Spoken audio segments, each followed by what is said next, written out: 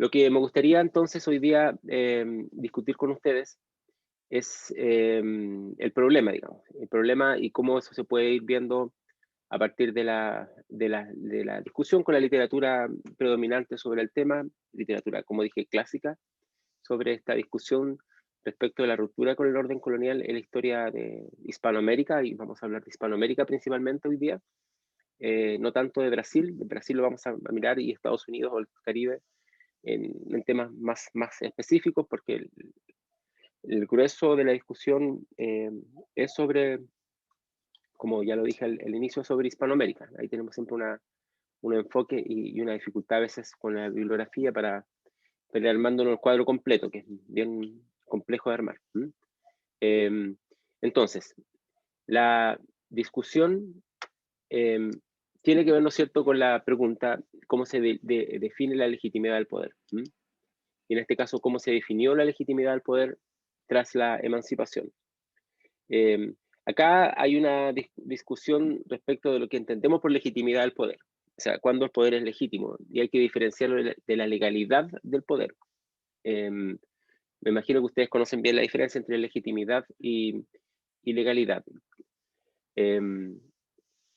La legitimidad se va construyendo a partir de acuerdos entre los grupos de poder, por supuesto, pero también es una legitimidad que se traspasa también a aquellos que no tienen el poder, a la ciudadanía. Sin embargo, la legalidad puede ser definida de manera completamente arbitraria porque es una ley.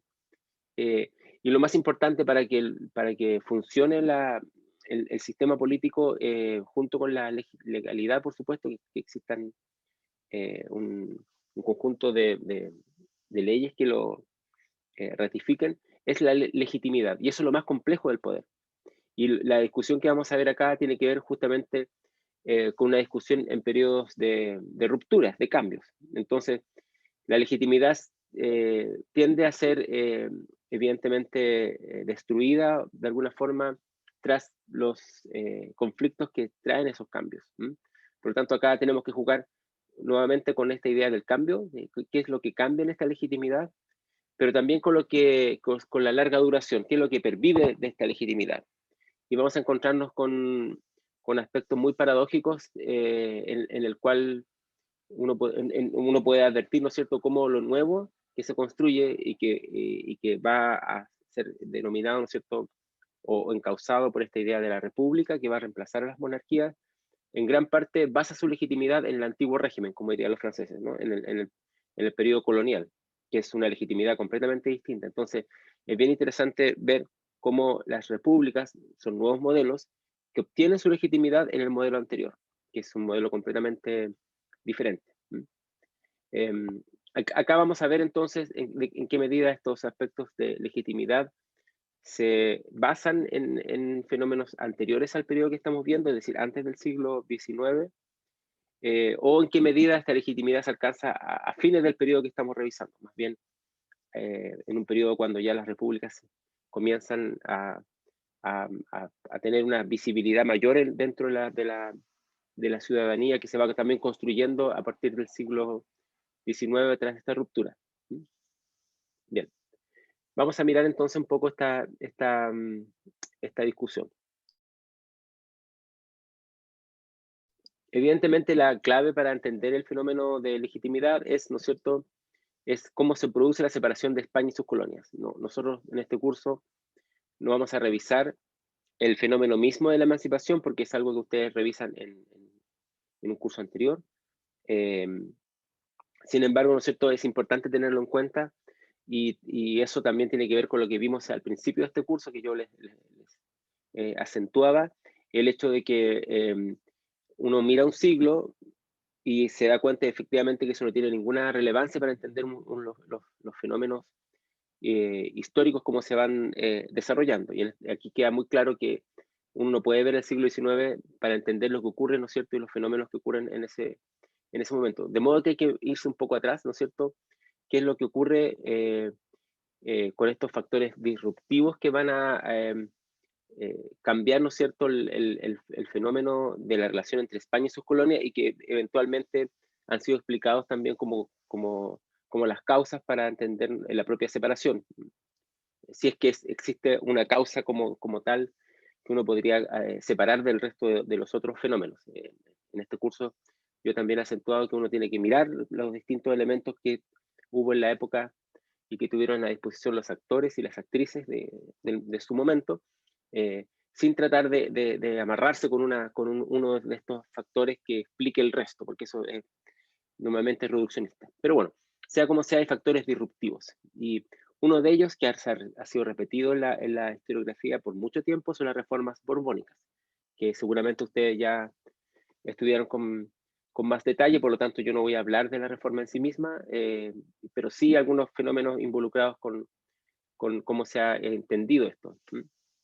Leslie Bethel es uno de los autores que reúne, ¿no es cierto?, esta literatura sobre el fenómeno, digamos, en toda Hispanoamérica, y, ¿no es cierto?, se refiere, ¿no es cierto?, a cómo el equilibrio de poder sobre el cual descansa el Imperio Español, de alguna manera se va a ver trastocado con este fenómeno de las reformas borbónicas. Este equilibrio de poder estaba basado en varios grupos al mismo tiempo.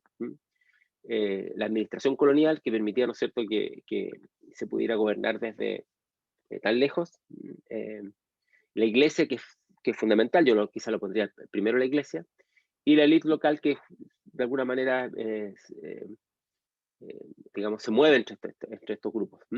La iglesia es súper importante y nosotros lamentablemente le hemos dado muy poco espacio al estudio de la iglesia por distintos fenómenos que no corresponde, no tenemos tiempo de hablarlo ahora, pero sigue siendo un tema pendiente, no solamente porque se puede ver desde un punto de vista como si fuera algo religioso, digamos, entender qué es lo que la gente cree, cuáles son sus visiones digamos, de lo que va más allá de lo físico, en fin, de la muerte, etcétera, sino por sobre todo de la iglesia como un gran poder político, económico, cultural, social, de todo tipo, digamos.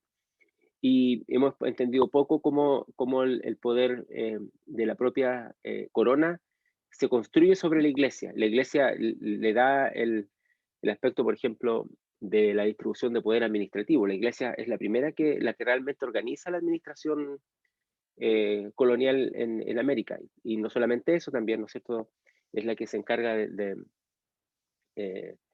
por muchos tiempos de recaudar impuestos, ¿no es cierto?, etcétera. Y también lo que organiza la relación de los propios españoles con los pueblos originarios.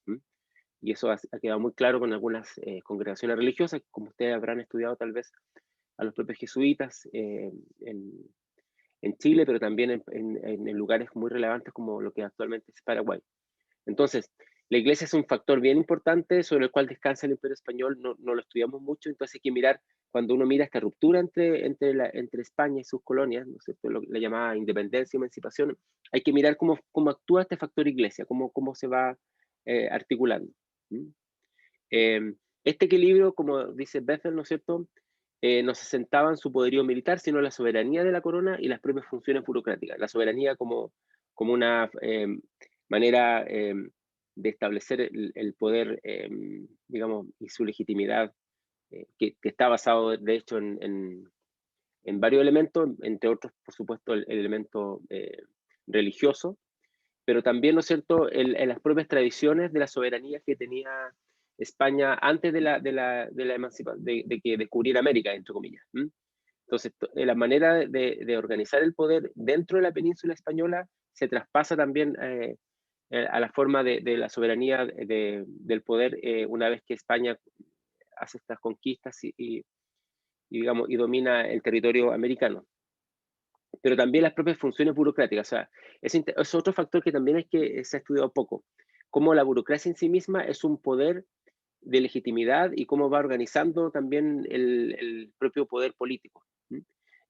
La burocracia es un tema muy importante en la sociología, que si ustedes conocen a Max Weber, sabrán de lo que estoy hablando, digamos, respecto al poder del burócrata y cómo la burocracia es lo único que subsiste, de hecho, cuando hay cambios grandes entre los sistemas políticos. Vamos a ver incluso que tras la emancipación, tras la independencia, una de las cosas que perviven Dentro de los grandes cambios que van a ocurrir va a ser la burocracia con otros nombres. Los mismos funcionarios a veces pasan a ser funcionarios de las propias administraciones en las nuevas repúblicas, y también la iglesia. O sea, son dos factores. La burocracia y la iglesia son elementos que se van que van a articular estas pervivencias y esta legitimidad del poder. Entonces, en gran medida, esta legitimidad del poder, de un poder nuevo que se va a construir, que son las repúblicas, se construye sobre una legitimidad del antiguo régimen que está dado por la iglesia y por las propias funciones burocráticas. Eso es bien interesante, como se puede ver en esta parte de la historia del siglo XIX. Se ha dicho, ¿no es cierto?, que la política borbónica, de ahí la idea de las reformas, ¿no es cierto?, de los propios Borbones, alteró esta relación entre estos grupos, ¿no es cierto?, que de alguna manera daban un equilibrio. La propia administración, la burocracia, la iglesia y las élites locales, muchas de ellas de origen criollo.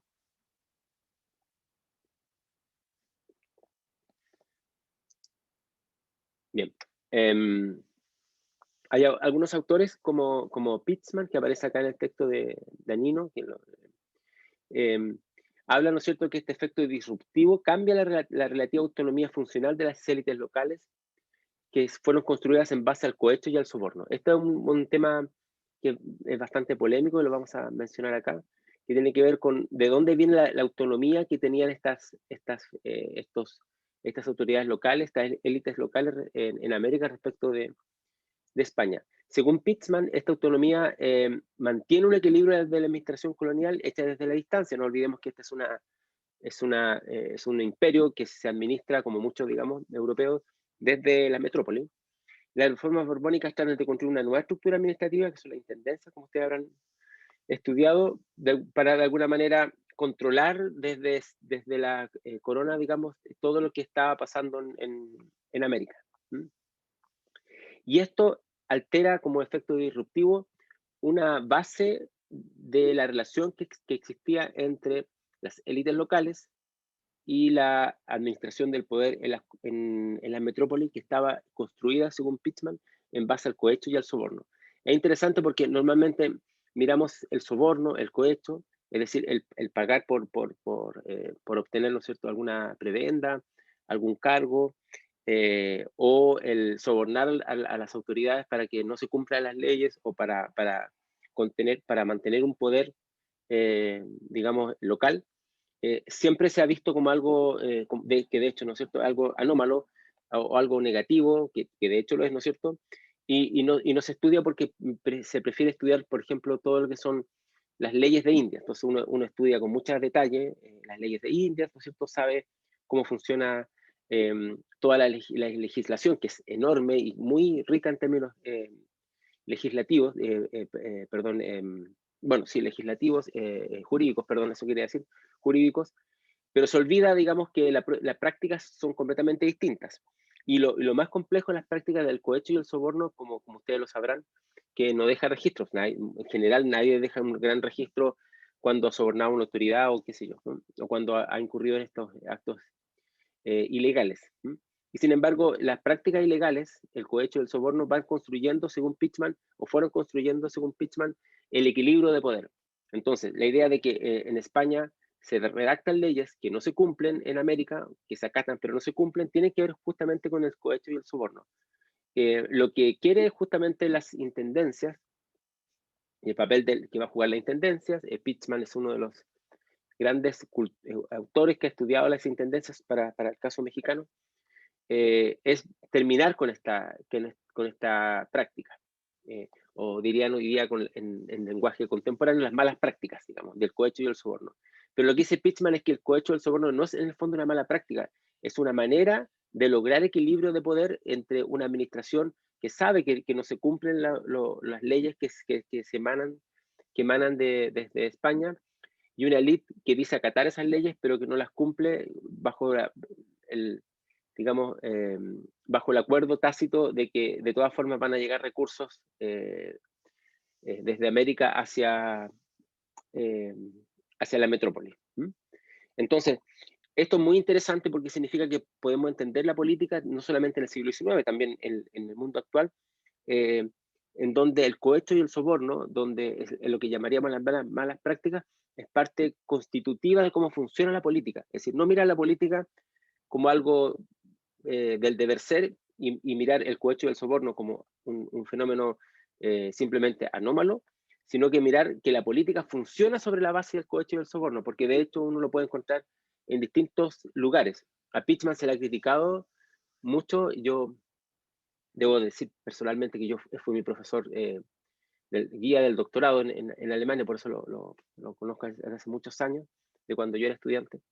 Se le ha criticado, yo lo vi eso en algunos congresos, se le criticó mucho porque él se dice que él mira a la historia latinoamericana basada en el cohecho y el soborno, particularmente por el caso que él más conoce, que es el caso mexicano, y eso es algo negativo para entender cómo funciona la política en América, incluso porque se podría expandir o extender hasta cómo funciona hoy día. Y bueno, esa es una crítica que uno podría considerar, por supuesto, ¿no? Pero mirando el trabajo desde más cerca de este autor, Jos Pichman, uno puede tener claro, ¿no es cierto?, de que él no dice simplemente que el cohecho y el soborno es algo, digamos, intrínseco de América Latina y somos todos corruptos, los latinoamericanos, sino que dice lo que es un fenómeno que se da como práctica política en América Latina y se da en otras partes del mundo. El propio Pichman dice que justamente en Alemania también se dan, en otras partes igual, es una manera como funciona la política.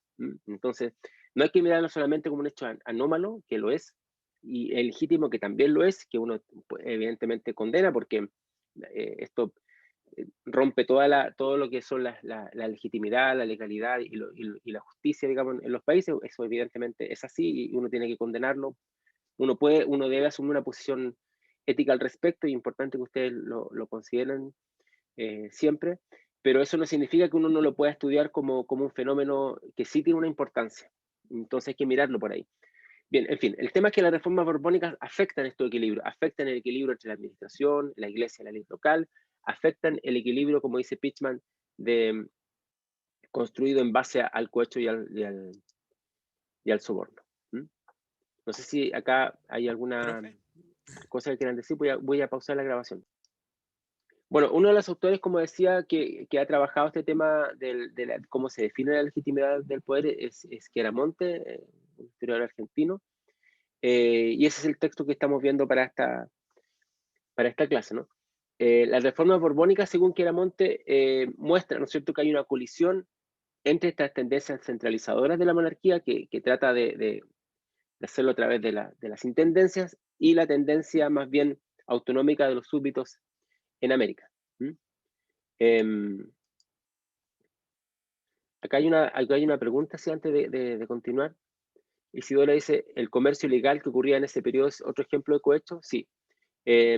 Todo lo que eventualmente el comercio ilegal evidentemente es una práctica que demuestra cómo puede existir un comercio ilegal. Eso es bastante evidente. El soborno, el cohecho, es decir, comprar, es que alguien compra, digamos, prebendas a la administración eh, para, ¿no es cierto?, tener un comercio ilegal, puede tener que ver un poco con eso. Em, pero lo que yo también quería destacar es el hecho de que las prácticas ilegales, sea cohecho, sea soborno, reafirman el poder local y le dan, y de alguna manera hacen que el poder local, según la tesis de Pittman, funcione sobre la base de un poder que supuestamente no tiene, pero que todos sabemos que sí tiene. Es un poco esa la idea. Bien, entonces continuamos. Como dice Chiaramonte, las reformas borbónicas dejan al descubierto esta colisión de tendencias centralizadoras y las tendencias autonómicas. El cohecho, el soborno, las prácticas ilegales son parte de estas tendencias centralizadoras, como decía, ¿no? Y son difíciles de estudiar, pero uno tiene que considerarlas siempre. La idea de tener intendencia, ¿no es cierto?, como ustedes recordarán, es una manera de controlar mejor desde España el propio poder local. Eh, la intendencia va a ser una forma digamos, de administración nueva del siglo XVIII. ¿Ustedes recuerdan bien de qué se trataba la intendencia? ¿Sí las vieron? Vamos a pasar la grabación. Las intendencias entonces eran un poder intermedio entre los virreinatos, las gobernaciones, etcétera, y el poder, digamos, español, y era como dice Nicolás, ¿no es cierto?, era una manera de control de digamos, de lo que estaba ocurriendo con estos poderes como el propio virreinato. En términos legales, las intendencias estaban por sobre el virrey, aunque no lo, no lo podía, por supuesto, no tenía un poder, digamos, para que el virrey hiciera lo que el intendente quisiera hacer. Pero sí, la intendencia, ¿no es cierto?, era un poder que de alguna manera supervisa al propio virreinato y también a las gobernaciones y a otros poderes locales, digamos. Y ese es el gran problema, porque en América no existieron los grupos intermedios, ¿no? Que vamos a ver acá que hubo en otras colonias de otros países europeos. Un grupo intermedio me refiero a algo parecido a lo que conocemos hoy día como naciones o como países, ¿no? Estaban los grandes espacios como los virreinatos y dentro de esos espacios más pequeños que nunca fueron totalmente controlados por la, por la monarquía española. En términos territoriales, es muy poco el espacio que efectivamente se controla. La mayor parte del espacio no está controlado, eso lo sabemos hoy día, digamos. Entonces, de alguna manera, esta tendencia centralizadora de los Borbones, ¿no es cierto?, se va digamos, em, a encarnar en esta nueva administración que son las intendencias.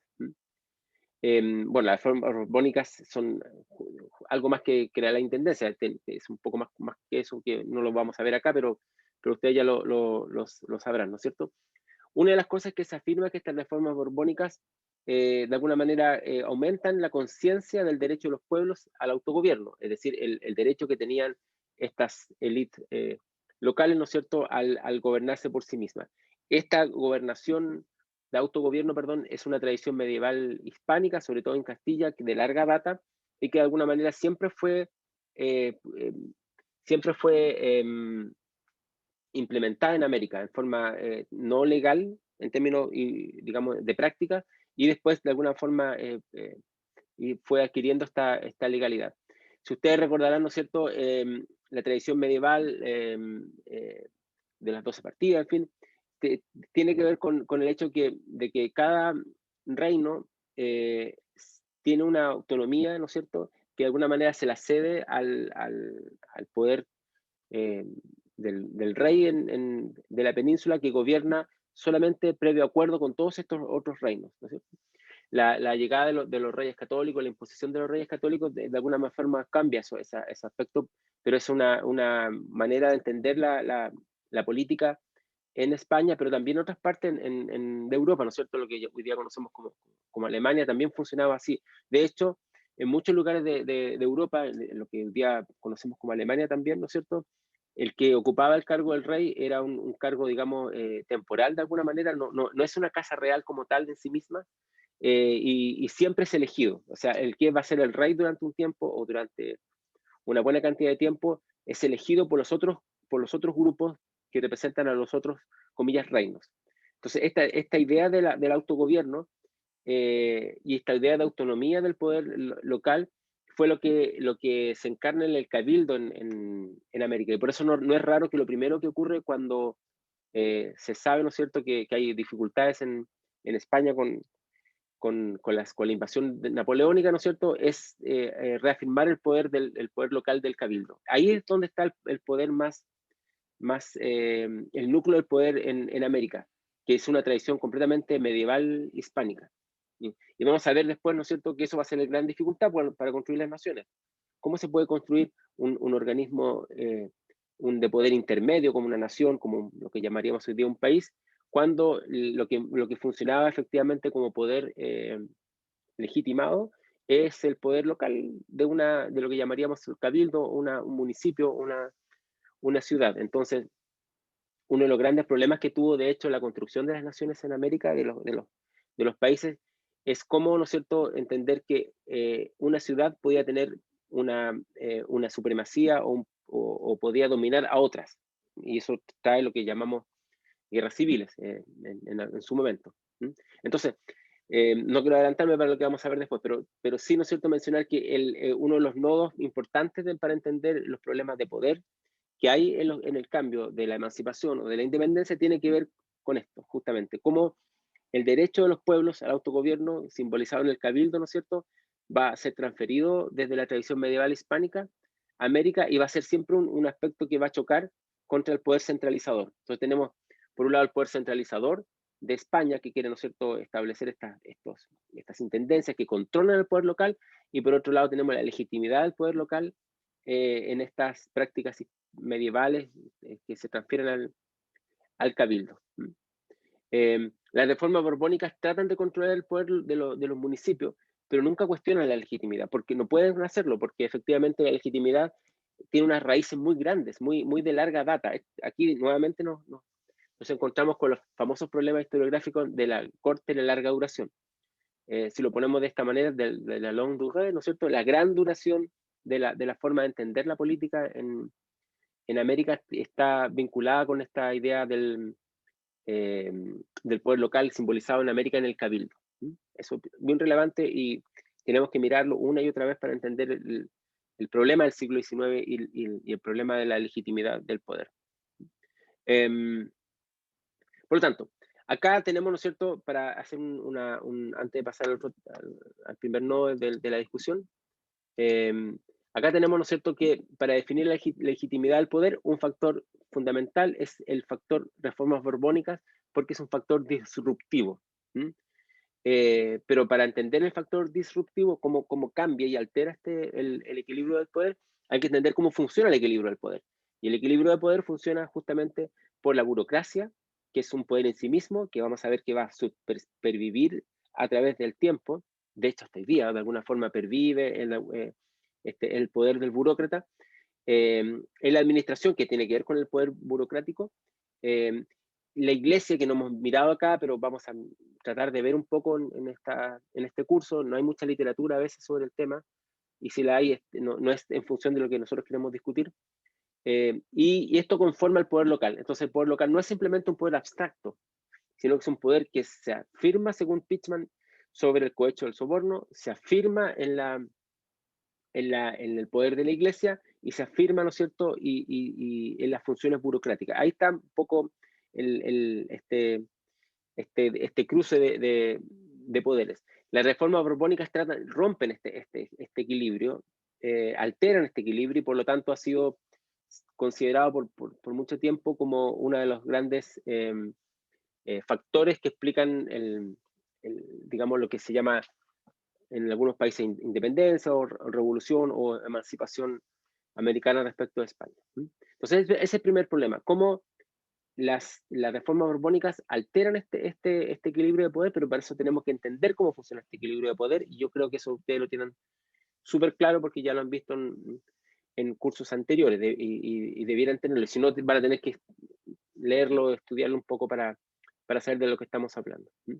Bien, vamos a ver ahora los nodos de legitimidad. ¿Dónde está el kit, ¿cómo se dice? El elemento central para entender cómo funciona el poder en América y cómo esto se va alterando en el siglo XIX por efecto de lo que ocurre, ¿no es cierto?, en Europa. El primer nodo de legitimidad del poder es el poder local. Bien, vamos a mirar un poco esto, que esto es fundamental.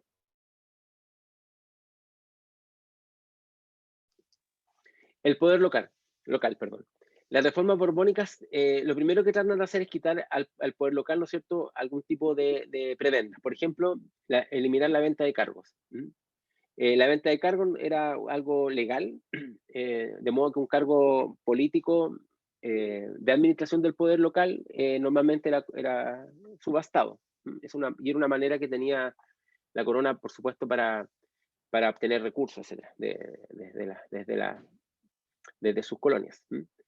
Esto se elimina. Según Pichman, no pudo eliminar el cohecho y el soborno. O sea, aunque el nombramiento no sea a través de la venta de cargos, ¿no es cierto?, a través del soborno y el cohecho, también la élite lograba mantener los cargos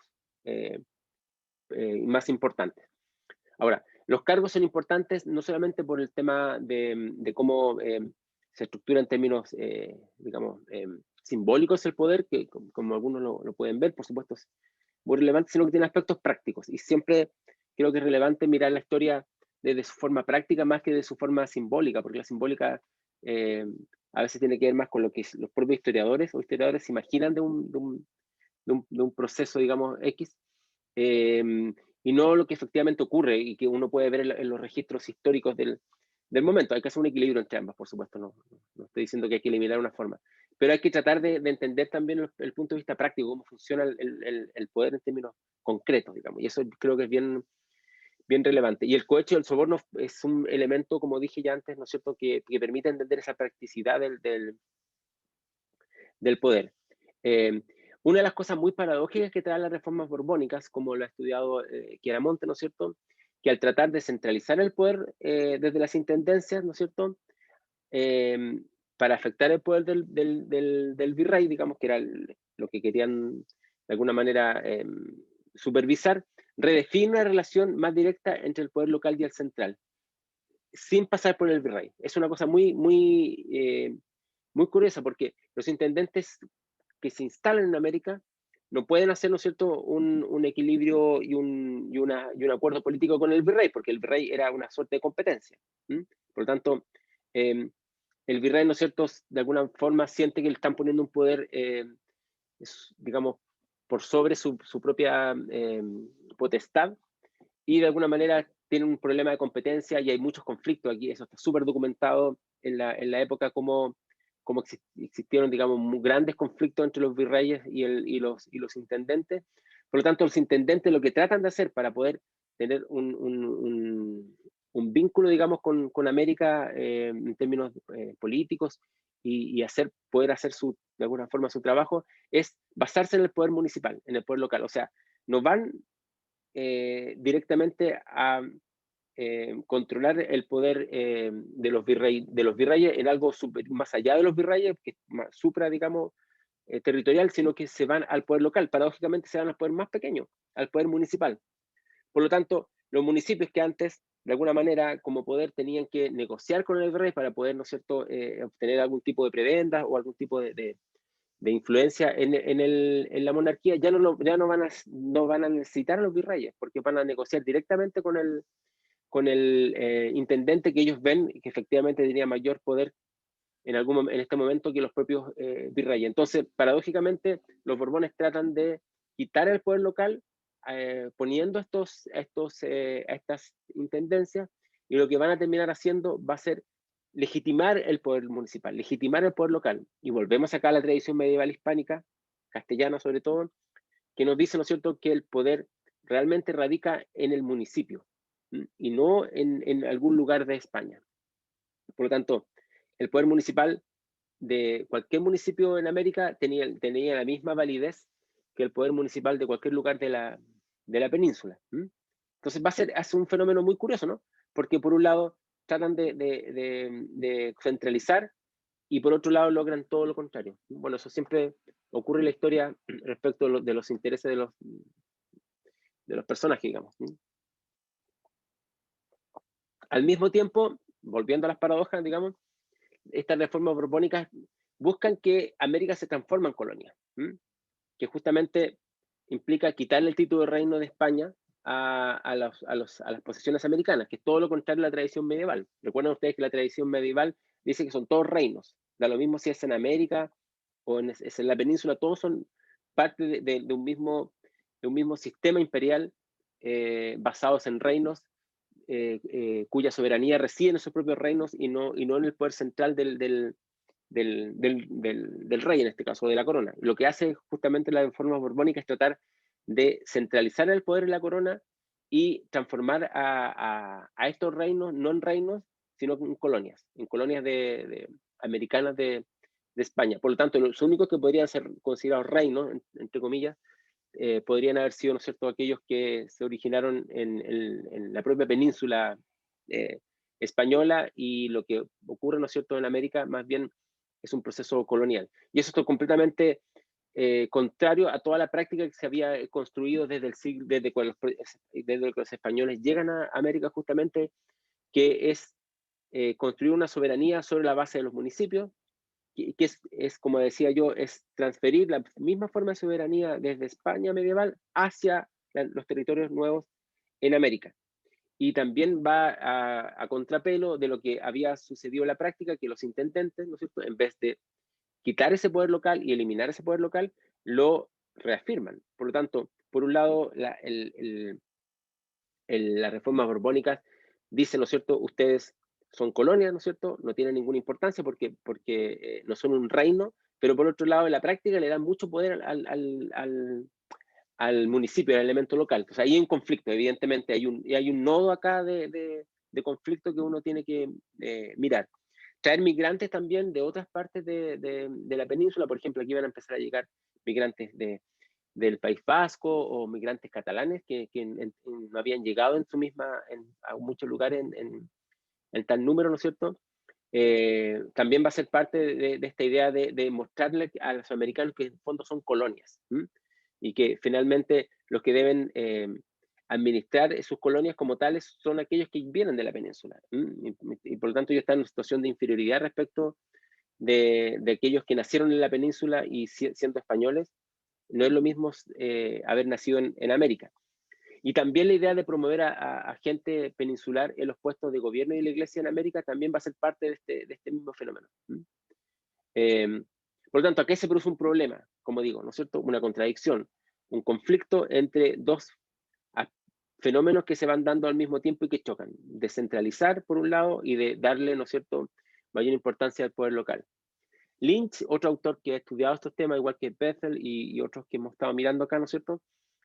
Anino, qué sé yo, Pichman, habla, ¿no es cierto?, que lo que finalmente impulsa esta iniciativa es lo que él llama un sentimiento de restauración, eh, que altera el poder local, que genera un conflicto. ¿Mm?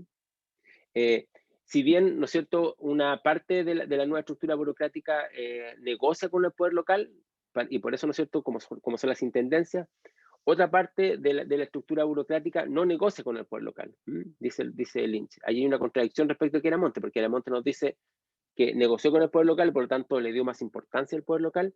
Lynch dice un poco lo contrario, ¿no es cierto?, que esta estructura burocrática no negocia con el poder local y por eso genera este sentimiento de restauración, esa idea de que el poder local quiere volver a tener, ¿no es cierto?, el poder que siempre tuvo, apelando un poco a una tradición medieval hispánica. Entonces acá tenemos dos perspectivas.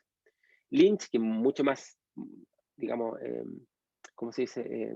Clásico de los años 70, John Lynch, un autor, digamos, eh, conocido en este sentido, que más bien cree que las intendencias, que la estructura burocrática reafirman un sentimiento de restauración porque no negocia con el poder local. Y tenemos la perspectiva de Quieramonte, que escribe, ¿no es cierto?, más hace 10, 15 años atrás, digamos, un poco más, eh, que nos dice que efectivamente las nuevas administraciones como las intendencias sí negocian con el poder local. Y tenemos a otros autores como Pichman que dice que efectivamente hubo una negociación y que el cohecho y el soborno es una muestra más de que sí hubo una negociación con el poder local, lo que reafirma el poder local. Ahora, tanto Lynch como Quieramonte, como Pichman, están de acuerdo en algo, ¿no es cierto?, que es una suerte de nueva energía que se le da al poder local. O Lynch llama un sentimiento de restauración, es decir, que el poder local quiere volver a tener el poder que tuvo antes, o un reafirmamiento, un fortalecimiento del poder local, sea como sea, ustedes lo interpreten como quieran, digamos. Lo que están de acuerdo los autores justamente es que el poder local de alguna forma revive o se fortalece en el siglo XVIII, y esto va a tener una repercusión sobre el siglo XIX. Lo que Lynch también reafirma, y otros autores, es que sea como sea, ¿no es cierto?, y lo dice Quieramonte, ¿no es cierto?, estas reformas borbónicas alteraron lo que se llama el pacto colonial. Sí, ese pacto que existía, muchas veces tácito, entre América y España, que hacía, ¿no es cierto?, que América gobernara con mucha autonomía, afianzado en el poder local de los municipios, de los cabildos, que es una gran tradición heredada del medievo peninsular español, y, ¿no es cierto?, con la, digamos, función que tenía la iglesia y otros poderes locales de recaudar impuestos, digamos, y de hacer que de alguna forma fluyera el oro y la plata, ¿no es cierto?, hacia España, que mantenía en un sistema mercantilista en los inicios de la colonia, digamos, el sistema. Bien, el siglo XVIII esto se altera porque el siglo XVIII cambia efectivamente la manera de entender la economía también, la manera de entender la política, evidentemente, se transforma completamente, ¿no es cierto? Ustedes saben el poder que tuvo en todos estos cambios la propia Revolución Francesa y lo que va a ocurrir después con este meteorito, digamos, que cae en Europa, que es Napoleón Bonaparte. Redefine, entonces, por lo tanto, lo que está redefiniéndose en Europa efectivamente va a tener una repercusión en ambas Américas, tanto en América anglosajona como en la América hispánica, y si tenemos una tercera, digamos, en la América lusitana, bajo el poder de Portugal, como vamos a ver acá. Entonces, el pacto colonial se transforma, se redefine, y lo podemos ver, ¿no es cierto?, justamente en el texto de Chiaramonte, que se llama, ¿no es cierto?, modificación del pacto imperial. Y por lo tanto, eso es lo que va a ocurrir acá. Entonces, vamos a mirar algunas preguntas que son las que organizan la discusión. Primero, ¿se redefinió la noción de soberanía de los pueblos con esta redefinición del pacto colonial y de todo lo que está ocurriendo en el siglo XVIII y se proyecta en el siglo XIX en la relación entre América y la monarquía? ¿Quién tenía mayor legitimidad para arrogarse de la soberanía, de la soberanía de los pueblos? ¿El poder local, el municipio, el cabildo, la iglesia, las élites locales, o el poder que emanaba de la autoridad del propio monarca? Entonces, los monarcas, que en Europa, ¿no es cierto?, hicieron un esfuerzo enorme por concentrar el poder, ¿no es cierto?, lo que se llama el absolutismo, periodo absolutista, o sea, concentrar el poder en la propia figura del monarca, choca evidentemente con la soberanía de los pueblos, que dice que el poder radica en los distintos pueblos que componen las Españas, como se decía, ¿no es cierto?, en su momento. Entonces, ¿cuál es la soberanía que se va a imponer en ese tránsito del siglo XVIII al XIX que nos va a llegar, ¿no es cierto?, a llevar a la emancipación? ¿Va a ser la soberanía del poder absolutista, centralizado, o va a ser el poder de la soberanía de los propios pueblos, digamos, de alguna forma encarnados en el poder local y en el municipio? Y uno se podría preguntar, ¿cuál va a ser lo que va a pervivir cuando se formen las naciones? ¿Va a pervivir el poder de un Estado centralizador, que va a ser el Estado-nación? ¿O va a vivir la soberanía de los pueblos, que son las propias ciudades o las propias regiones, digamos? Vamos a ver que para el caso brasileño eso va a jugar un gran papel en lo que llamaríamos hoy día una visión descentralizada del poder, digamos. Y lo más importante, ¿quién tiene mayor legitimidad para decir la soberanía radica acá? ¿Radica en el pueblo, en el municipio, o radica, ¿no es cierto?, en el poder central, o radica en un conjunto de elementos un poco más amplio, digamos, una especie de poder intermedio? Después, los nuevos estados que se van a formar en el siglo XIX, ¿dónde van a encontrar esa legitimidad? Bajo los términos contractualistas heredados del periodo colonial, es decir, el contrato que hay o el pacto colonial entre el poder local y el poder central, o va a encontrar en las nuevas filosofías del siglo XVIII que hablen de la soberanía popular, en las ideas, por supuesto, de la Revolución Francesa, que redefinen de alguna manera la política y también lo que va a ser la nueva interpretación de la República de la Antigüedad que se hacen, por ejemplo, en los Estados Unidos, bajo esas ideas de la Revolución Francesa, bajo ideas de un contrato social distinto, ¿no es cierto?